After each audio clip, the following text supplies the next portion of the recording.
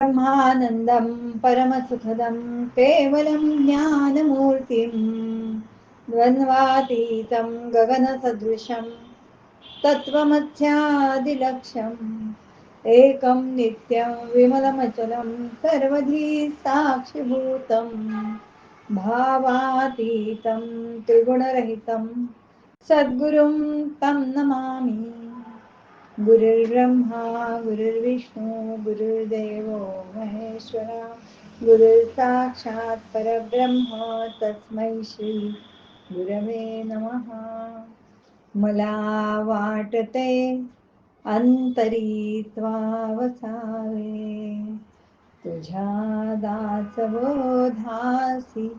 त्वाबोध व्हावे अपत्यापरी पादवी प्रेमग्नासा महाराजया सद्गुरु रामदासा सद्गुरुनाथ महाराज की जय सब संतन की जय श्रीराम श्रीराम।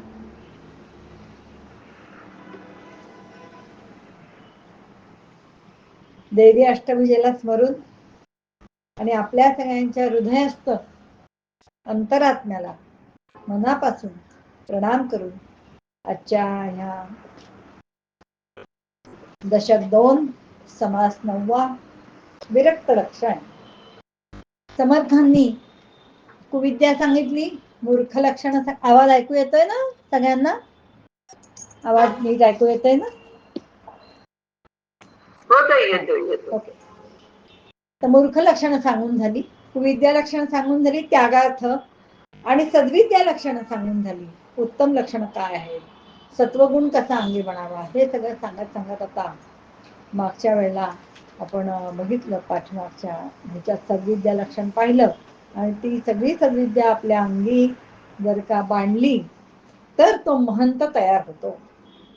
आता हा महंत कसा असावा, त्याच्या अंगी विरक्ती असावी, विरक्ती टोकाची असावी.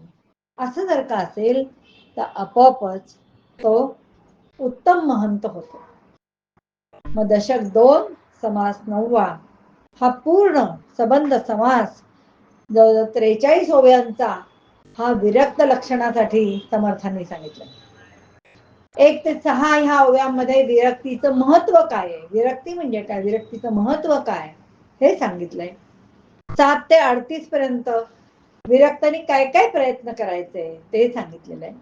विरक्तीचं महत्व असं की वैराग्य समर्थांचं म्हणणं असं वैराग्य अंगी बाणा. मुळात विरक्ती म्हणजे काय, विरक्ती म्हणजे तोंड पाडून खाली मान घालून म्हणजे काही न बोलता असा फटकळपणे समाजापासून दूर गेलेला, सगळ्यांशी हेडीसपिडीस वागणारा असा मनुष्य म्हणजे विरक्त नव्हे. विरक्ती ही अवस्था आहे, स्थिती आहे. अवस्थेच्याही पुढची पायरी म्हणजे स्थिती, कारण अवस्था येते आणि जाते, स्थिती ही कायम असते. मग विरक्ती ही अवस्था असली पाहिजे असं समर्थांचं म्हणणं आहे. या दृश्य विश्वाबद्दल आपल्याला विवेक दिलेला आहे. सार काय, आसार काय, योग्य काय, अयोग्य काय, नित्य काय, अनित्य काय, शाश्वत काय, अशाश्वत काय, या विवेकाच्या बळावर दृश्याची नश्वरता मनाला पटली पाहिजे. ती मनाला पटणं आणि त्याप्रमाणे आचरण करणं, म्हणजे जे मला मनाला पटलंय त्याप्रमाणे आचरण करणं आणि ते आचरण झालं, तसं वागणं झालं, जे पटलेलं आहे त्याप्रमाणे वागणं झालं की हे दृश्य विश्व सगळं नाशवंत आहे. समर्थ एखाद्या मनाच्या श्लोकात म्हणतात ना, स्फुरे विषयी कल्पना ते अविद्या, स्फुरे ब्रह्म रे जाण मायाच विद्या. मुळी कल्पना 2 रूपेतेची आली, विवेके तरी सस्वरूपी मिळाली. एकच गोष्ट, एकच कल्पना 2 प्रकारांनी, विद्या आणि अविद्या. तीच कल्पना भगवंताकडे वळली, ध्येयाकडे वळली, विशिष्ट कार्यासाठी प्रेरित झाली, सत्कार्यासाठी अर्थातच, ती विद्या आहे. आणि ते सोडून कुविद्याने वागणार, तमोगुणाने वागणार, विचित्रपणे वागणार, अशी जी आहे ती अविद्या आहे. अज्ञान, अज्ञानाकडे नेणारी, घात करणारी, नरदेहाचं सार्थक करणारी विद्या आहे. आणि नरदेहाला नरकात पोचवणारी अविद्या आहे. मग ही विद्या संपन्न करणं दोन मार्ग आहेत. एक तर भगवंत कडेच आपलं लक्ष वळवायचं, हा एक मार्ग आहे, त्याला भक्ती मार्ग म्हणतात. किंवा जगाचं नश्वरत्व, जे जे उपजे ते ते नासे, जे जे निर्माण झालंय ते ते नासून जाणार आहे. हे एकदा जर का पक्क पटलं तर या देहाविषयीची मुळात आसक्ती, विश्वाविषयीची आसक्ती, विश्वातल्या पदार्थांविषयी, वस्तूंविषयी, व्यक्तींविषयी जे ममत्व, जो मोह असतो तो सुटतो, तो कमी होतो. हे अलिप्तपण जे आहे ना, हे वरून वेश धारण करून किंवा काही दाखवून असं काही होत नाही. आजकाल भुवाबाजी भरपूर चालते, खूपच चालते. अगदी आमच्या पाषाणलाच, आमच्या घराच्या जवळच एक भोंदू साधू असे भगवे कपडे घालून, माळा घालून, भस्म बिस्म लावून बसायचा. आणि मग आपणच स्वतः म्हणायचं मीच बुवा आहे, माझे समर्थक गोळा करायचे. आणि मग उदाहरण यायचं सगळं त्या. आणि त्यांनी असं दाखवलं की मी किती विरक्त आहे. आणि मग तुम्हाला सांगायचं तुम्ही अमुक शर्ट घालून आज संध्याकाळी तिकडे गेला होतात आणि ह्यांच्याशी हे बोललात. तुम्हाला सांगायचं की तुम्ही वहिनी आज असं केलं दिवसभरात, ह्यांच्याशी हे बोललात. लोकांना आश्चर्य वाटायचं की ह्यांना कसं काय सगळं कळतं. आणि त्या माणसाचं बिंग आत्ता फुटलं. त्यांनी काय, मला त्या मोबाईल मधलं खरंच काही कळत, पण काय हिडन कॅमेरा का काय असतो तो लावला होता वाटतं. आणि मग जे जे ते वापरत होते फोन, त्यांचे फोन गरम व्हायला लागले, कारण 24 तास तो हिडन कॅमेरा चालू होता. म्हणजे कोण काय करता हे कळायला लागलं. आणि त्या माणसाला आता अटक केली, पकडलं. असं म्हणजे विरक्त नाही, आतून संग सुटणं, आतून अलिप्तपण येणं, मला नको म्हणणं आणि ते खरं नकोस असणं, त्याप्रमाणे वागणं, ते मनाला पटणं. समर्थांनी फार सावधगिरीने ह्या सगळ्या गोष्टी सांगितल्या आहेत. आणि म्हणून विरक्तांनी काय काय प्रयत्न करायचे, तर मुख्य म्हणजे धैर्य धरायचंय. कुठल्याही विषयी आसक्त राहायचं नाही. हवं नको पण संपलं पाहिजे. असलं तर उत्तम, नसलं तर नाही. आम्ही आज श्रीखंड खाल्लं की ते या गेल्या वर्षी त्यांनी श्रीखंड केलं होतं, काय छान होतं ना, अजून तोंडावरती रेंगाळते. आतमध्ये संग आहे, म्हणजे त्याचा वर्षापूर्वी खाल्लेल्या श्रीखंडाचा आज संग आहे. माझे सद्गुरू काणे महाराज किंवा ब्रह्मचैतन्य वंदलेकर महाराज तिखटाचे लाडू करून दिले हो, परीक्षा बघण्यासाठी. आमच्या काणे काकांना, माझ्या सद्गुरूंना तिखटाचे लाडू करून दिले खायला. या म्हणाले तुमच्यासाठी आज उपहार आहे. आणि त्यांनी दिलेले दोन्ही तिखटाचे लाडू गपचूप खाल्ले, रामाचं नाव घेतलं. कसे झालेत म्हणाले, माऊली काय सांगावं, प्रसाद होता हो रामाचा. ही विरक्ती आहे, ही विरक्ती. की काही असलं तरी त्याच्याबद्दल संग नसणं. दुसऱ्या ठिकाणी पंचपक्वान्नाचं ताट वाढलं म्हणून ओरपून जेवले नाही, पोटापुरतच खाल्लं. म्हणून हवे नको पण नसणं हे अलिप्तपण आहे. असलं तर असू दे, नसलं तर नाही, हे विरक्ताचं लक्षण. विरक्तांनी धैर्य धरायला हवं. एखादा प्रसंग आला तर त्याला गडबडून जाऊ नये, कारण हा विरक्त हा महंत आहे. आणि आपल्याकडे संघामध्ये म्हणा, समितीमध्ये प्रचारक आपण ज्याला म्हणतो, तो म्हणजे महंतच आहे. मग तो कसा असला पाहिजे, तो कार्य करणारा असला पाहिजे. प्रवाहाच्या विरुद्ध. अहो आता दासबोधाचे पेपर आम्ही तपासतो, सखोल दासबोधाचे पेपर तपासतो. आमच्या खर्चाने आम्ही पोस्टात जातो, आम्ही ते त्यांना परत पाठवतो. लोकांना वाटतं ह्याच्याबद्दल यांना, एक तर त्याच्याबद्दल आम्ही काही घेत नाही, निस्वार्थी सेवा म्हणून करतो. लोकांना पटतच नाही. लोक म्हणतात काही नाही, तुम्हाला काहीतरी मिळत असणार त्याचं. म्हणतात मिळतं ना, खूप आनंद मिळतो, तो दाखवता येत नाही, तो मोजता येत नाही. तर विरक्त कसं असावं? आतून अलिप्तपण, आतून निसंगत्व. आणि हे खरंच प्रवाहाच्या विरुद्ध आहे. आज जगात आपण बघतो पैशासाठी लोक हपापलेले आहेत, कीर्तीसाठी हपापलेले आहेत. कीर्ती म्हणजे सत्कीर्ती पण नाही, वाईट अर्थाने कीर्ती पण त्यांना हवी आहे. शांती अजिबात नाही, समाधान अजिबात नाही.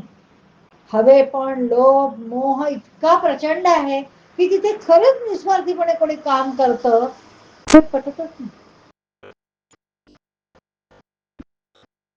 पण आपलं हे काम जे आहे ना, हे प्रवाहाविरुद्ध आहे. आणि गंगोत्री, गंगेच्या उगमापर्यंत जायचंय, म्हणजे मोक्ष जायचं, पूर्णत्वाकडे नेणार आहे. आणि म्हणून विरक्तांनी करायचे प्रयत्न, त्यांनी शांती राखली पाहिजे, अखंड सावधानता असली पाहिजे. हे तर समर्थांचं पहिलंच आहे, दक्ष, सावध, साक्षेप. साक्षेप म्हणजे उद्योगी, सदाचार, आचरण शुद्ध असलं पाहिजे, नीतिमत्तेप्रमाणे असलं पाहिजे, प्रसंगावधान असलं पाहिजे, कोणत्या प्रसंगी काय करायचं समयसूचकता असली पाहिजे, परमार्थ असला पाहिजे, ज्ञानाचा अभ्यास असला पाहिजे, सतत मनात चिंतन मनन चालू असलं पाहिजे. स्वतः मिळवलेलं ज्ञान योग्य प्रकारे, योग्य ठिकाणी, योग्य समुदायासमोर प्रकट करण्याची ताकद पाहिजे. त्याचं मी खूप ज्ञान मिळवलं, पण मी माझ्याजवळच ठेवलं, विद्याभूत शिकेला, प्रसंगमान चुकला, कोण बुसेवी त्या विद्येला, असं बुद्ध म्हणतात.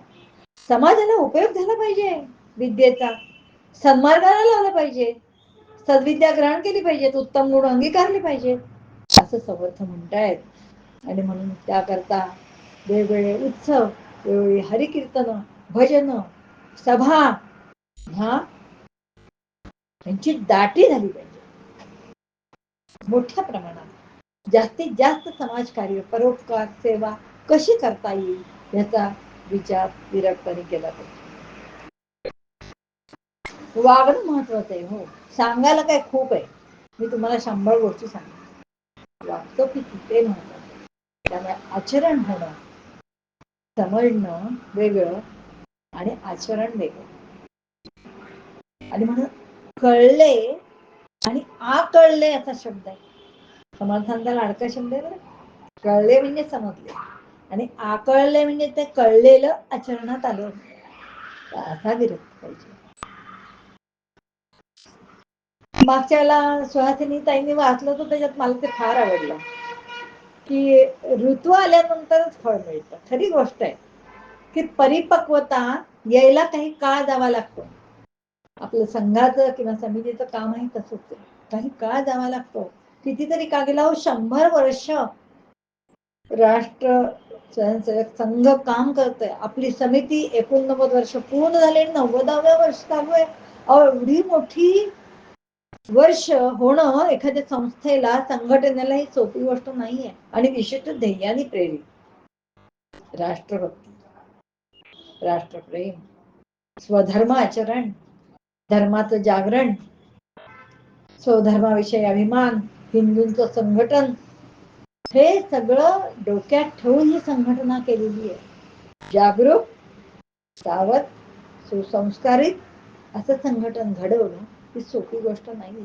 आणि त्यामुळे ते विशिष्ट काळ आल्याशिवाय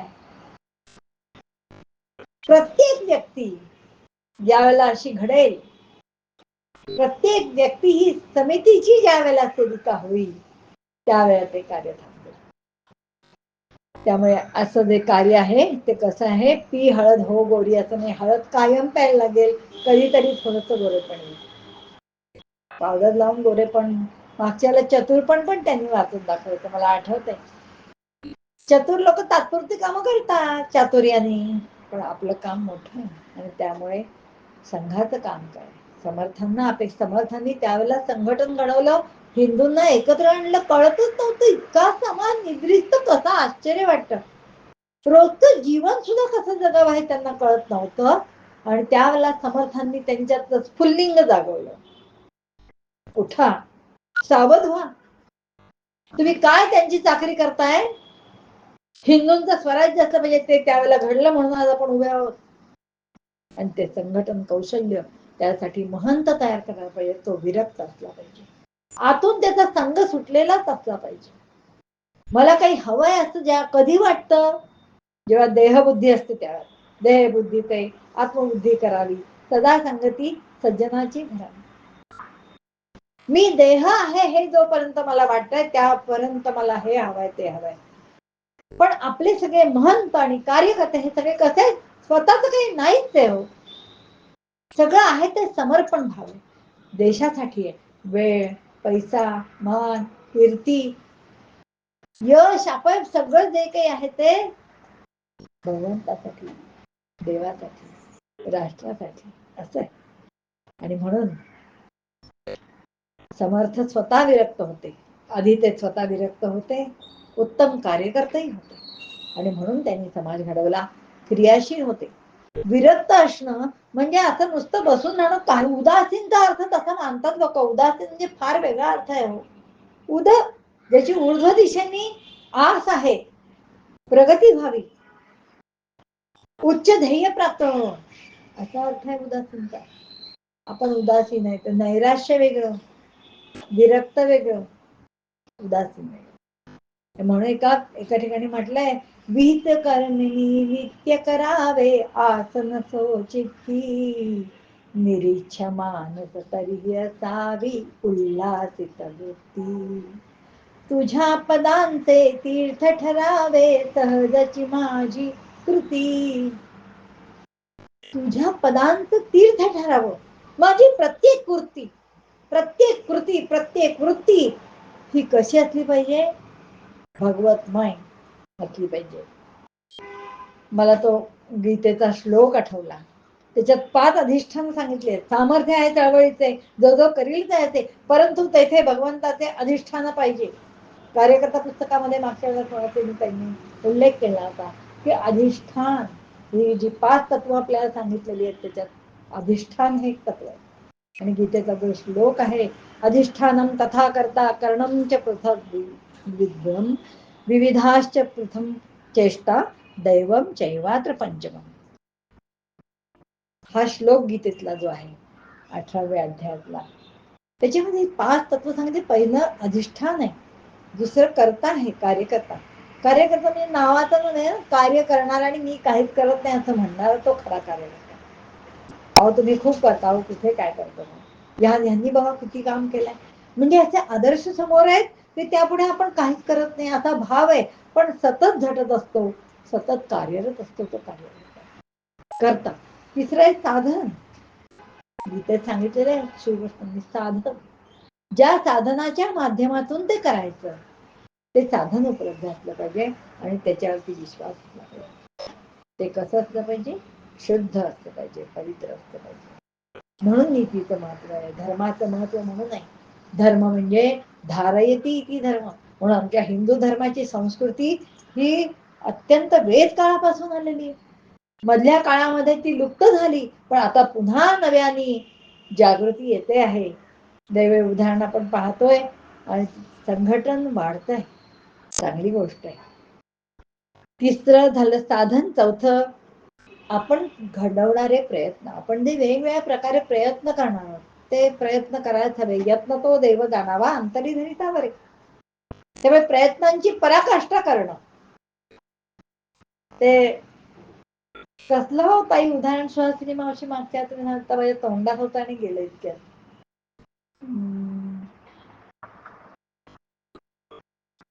हा, 100 वेळा हातोडा मारला असं काहीतरी उदाहरण सुहासिनी ताईंनी वाचून दाखवलं, बरोबर ना? 100 वेळा हातोडा मारायचा आहे. पहिला हातोडा जितका महत्वाचा आहे तेवढाच दुसरा महत्वाचा आहे, तेवढाच तिसरा आणि तेवढा 100वा महत्वाचा आहे की ज्या वेळेला शेवटी तो दगड, तो लाकूड जे काय असेल ते फुटलं. म्हणून 100वा एकदम नाही मारता येत असं ते म्हणाले ते वाचले त्यावेळेला. रन बघतो आपण, क्रिकेटचे लोक वेडी असतात खूप. पहिल्या खूप 200 रन केल्या बाबा, सेंचुरी पूर्ण झाली, 50 यांनी केल्या, 40 यांनी केल्या. पण शेवटच्या घडीला एक 4 मारणं आवश्यक होतं, तो त्यांनी मारला. अरे हो, तो त्याने मारला, पण त्यांनी पहिल्यांदा जेव्हा फोर मारला असता तर उपयोग झाला असता का? नाही. अथक प्रयत्न, अचूक प्रयत्न, अचूक प्रयत्न घडेना म्हणून केले ते सदे ना. अचूक प्रयत्न उगीच गाढवासारखे ओझी वाहून न्यायचा, अचूक अथक प्रयत्न करायचा की यश निश्चित आहे. हा चौथा आहे. आणि पाचवा आहे दैव. पण इथे भगवंतांना दैव म्हणजे असेल माझा हरीच देईल खाटल्यावरी, नशीब हा अर्थ अपेक्षित नाही. दैवी सामर्थ्य, परमेश्वरी सामर्थ्य हा दैवाचा अर्थ गीतेमध्ये सांगितलेला आहे. म्हणजे माझं सगळ्या कार्याला दैवी अधिष्ठान आहे, भगवंताचं अधिष्ठान आहे, धर्माचं अधिष्ठान आहे, नीतीचं अधिष्ठान आहे, संस्कारांचं अधिष्ठान आहे. आणि म्हणून हे कार्य प्रवाहाच्या जरी उलट असलं तरी ते निश्चितपणे फलद्रूप होणार. वेळ संपत आली आहे, खूप सांगायचंय काही काही. दुराशा असा एक शिक्षणी शब्द आलाय. तर दुराशा म्हणजे अनाठायी अपेक्षा, स्वार्थाच्या उद्देशाने ठेवलेली अपेक्षा ही कधीच विरक्ताची नसते. विरक्त इतका निरपेक्ष असतो, इतका निरपेक्ष असतो की त्याला दिलं तरी तो काही घेत नाही, त्याची अपेक्षा तर नसतेच. आणि समजा तुम्ही काही दिलं तर तो देऊन टाकतो ज्याला गरज आहे त्याला. पोटा पाण्यापुरतं असलं की बाळ झालं. हल्ली पोटा पाण्यापुरतं इतकं लागतं कोट्यामध्ये की काय बोलावं, आपण काय बोलू नये. तर विरक्त जगामध्ये जगतमित्र असला पाहिजे. तो गोड बोलणारा असला पाहिजे, पण सत्य बोलणाराही असला पाहिजे. गोड बोलायचं म्हणून असत्य बोलायचं असं नसला पाहिजे. गोड बोलणारा विवेकी असला पाहिजे, गुणग्राहकता त्याच्यामध्ये असली पाहिजे. कोण कामाचा आहे आपल्या, कोण बिनकामाचा आहे, सगळ्यांशी समानतेने वागता आलं पाहिजे. पण तरी सुद्धा क्षमाशील वृत्ती पाहिजे. विरक्ताची वृत्ती क्षमाशील पाहिजे, दयाळू पाहिजे. आणि असा जो आहे त्याचा सगळ्या शास्त्रांचा अभ्यास झालेला असला पाहिजे. त्याला सगळं आलं पाहिजे. इथे एका ठिकाणी मला ती ओळ द्यायला वाचली, विरक्ते धर्मस्थापना करावी, विरक्ते नीती अवलंबावी, विरक्ते क्षमा सांभाळावी, अत्यादरे अतिशय आदराने क्षमा करावी. हा तुला केली क्षमा, जा, असं नाही, अत्यंत आदराने. की चुकला असेल ठीक आहे, माणूस आहे, चूक होते, परत असं करणं, कारण त्याची कमांड पाहिजे तेवढी. म्हणजे त्याची स्वतःची क्षमता जर का असेल तर तो क्षमा करेलच, आणि दुसऱ्या वेळेला त्याला होणार नाही, करणार नाही तो चूक, अशा तऱ्हेचं त्याचं स्वतःच वर्तन असेल. इथे त्यांनी म्हटलंय ध्वनी, लक्ष, मुद्रा, आसने, मंत्र, यंत्र, विधी विधाने, नाना मतांचे देखणे, हे एवढं सगळं त्यांनी अभ्यासायचं आहे. आणि शेवटी काय सांगताय, शेवटचं चरणे पाहोन सांडावे. सगळ्याचा अभ्यास करायचा आहे, चिंतन म्हणून करायचं आहे. डांगोरा नाही पिटायचं की नाही, ह्याचा अभ्यास केला त्याचा अभ्यास केला. त्याच्यामुळे आचरणात फरक पडतो, त्याच्यामुळे विरक्ती आली पाहिजे, त्याच्यामुळे निरपेक्षता आली पाहिजे, निष्कामता आली पाहिजे. हे विरक्ताचं मुख्य लक्षण आहे. आणि म्हणून विरक्त असावे जगन्मित्र, विरक्त असावे स्वतंत्र, कोणाचं मिंध्यत्व त्यांनी पत्करायचं नाही, स्वतंत्रपणे राहायचं.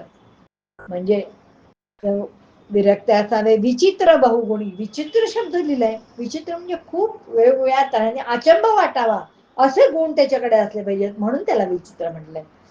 आणि बहुगुणी असला पाहिजे, सगळ्याचं ज्ञान असलं पाहिजे. कोणी काही शंका विचारली, काही हवं असलं तर त्याला आलं पाहिजे, पण त्याच्यात तो पडायचं नाही. उपाधी खूप अडवायची त्यांनी, पण उपाधीमध्ये अडकायचं नाही. असा विरक्त, असा विरक्ते असावे विरक्त, विरक्ते असावे हरिभक्त, नित्य मुक्त अलिप्तपण, नित्य मुक्त असला पाहिजे तो, अलिप्तपण जपलं पाहिजे.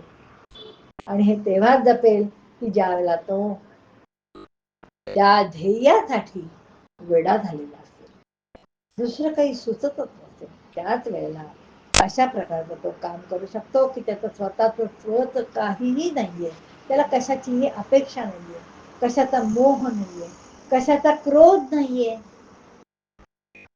असं ज्या वेळेला घडेल त्यावेळेला तो त्या कार्यासाठी पुष्कळ, म्हणजे तो कसा असला पाहिजे, अतिशय अलिप्त असला पाहिजे. ज्ञानेश्वरीमध्ये माऊलींनी शब्द एक वापरलाय ना, पद्मपत्र निवास विमास ममा मसा, म्हणजे कमळाचं पान पाण्यात जसं पाण्यातच असतं, चहूकडनं पाणी आहे, पण तरी बाहेर काढता क्षणी एक थेंब सुद्धा तो पाण्यात, ह्या समाजातच राहायचंय.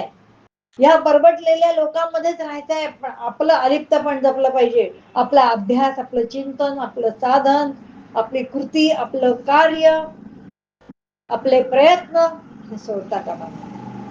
या सगळ्यात राहून सुद्धा आपलं अलिप्तपण जपणं हे फार महत्वाचं आहे. आत्मने मोक्षार्थ जगत हितायच आपलं वचन आहे. किंवा सर्वेत्र सुखीन सन्तु सर्वे सन्तु निरामया सर्वे भद्राणि पश्यन्तु मा कश्चित्. सगळ्यांचं हित व्हावं, सगळ्यांना सुख मिळावं. मोक्ष मोक्ष म्हणजे तरी काय हो? मोक्ष म्हणजे मेल्यानंतरची गोष्ट नाहीये, हे पहिली गोष्ट लक्षात घ्यायची. मोक्ष हा इथेच आहे. परमानंद, परमसुखाची अवस्था किंवा स्थिती कायम स्वरूपात असलेली जी अवस्था आहे तो म्हणजे मोक्ष आहे.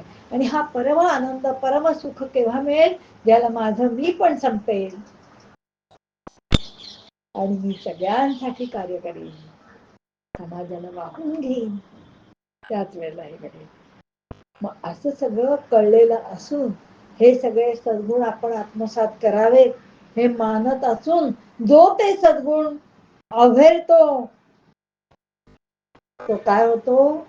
दैन्यावस्थेला जातो. इतुके बोलिले स्वभावे ऐसी हे उत्तम लक्षण आहे. ऐकावी एकाग्र मने याचा अवहेर न करणे विरक्त पुरुषे. इतके बोलिले स्वभावे त्यात मानुले तितके घ्यावे. श्रोती उदास न करावे. बहु बोलले म्हणून खूप सांगण्यासारखं आहे. मी खूप बोललो का? तुम्ही क्षमा करा असं समर्थ म्हणताय.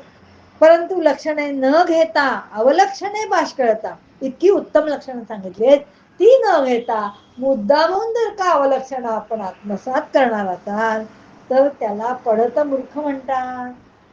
ते पढत मूर्ख कसे असतात? त्यांची लक्षणं काय असतात? ते कसे वागतात? ते आपण होऊ नये. कळत असून न कळल्यासारखं करणार ते पढत मूर्ख. सगळं माहितीये पण नाहीच वागायचं तसं, त्याला पढत मूर्ख म्हणतात. ते पुढच्या मंगळवारी समर्थ म्हणाले आपण सांगूया त्यांच्या कृपेने. एवढं बोलून वाणीला विराम देते. काही चुकलं असेल तर क्षमा करा. जय जय रघुवीर समर्थ. श्रीराम श्रीराम श्रीराम.